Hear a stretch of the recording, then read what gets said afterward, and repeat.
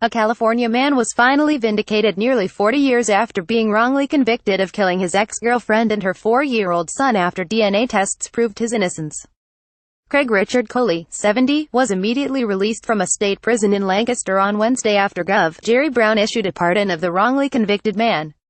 Brown wrote in his pardon that Coley has been a model inmate for 38 years, avoided gangs and violence, and dedicated himself to religion. The grace with which Mr. Coley has endured this lengthy and unjust incarceration is extraordinary, Brown wrote. Coley has maintained his innocence throughout his nearly 4-decade imprisonment. He was arrested on November 11, 1978 after 24-year-old Rhonda Wicht and her 4-year-old son, Donald Wicht, were found dead in her Simi Valley apartment. Rhonda Wicht was strangled, apparently with a macrame rope, and her son was suffocated. Investigators quickly zeroed in on Coley, who had broken up with Wicht shortly before she was killed. Rhonda Wicht, 24, and her 4-year-old son Donald Wicht were found dead in her Simi Valley apartment on November 11, 1978.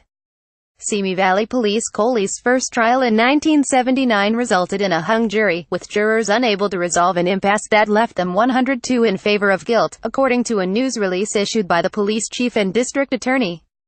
He was tried again in 1980, found guilty and sentenced to life without parole.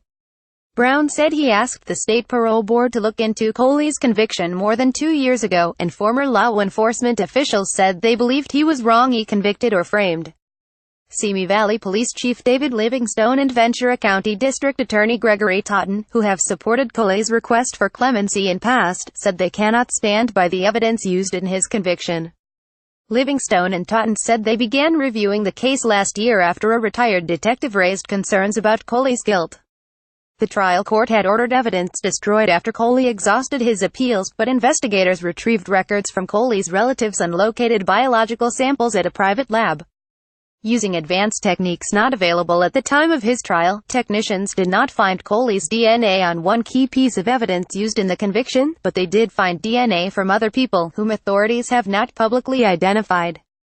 As district attorney, I must tell you I look forward to the day when I can shake Mr. Coley's hand, apologize to him for the injustice he suffered, Totten said at a news conference Monday. The Associated Press contributed to this story.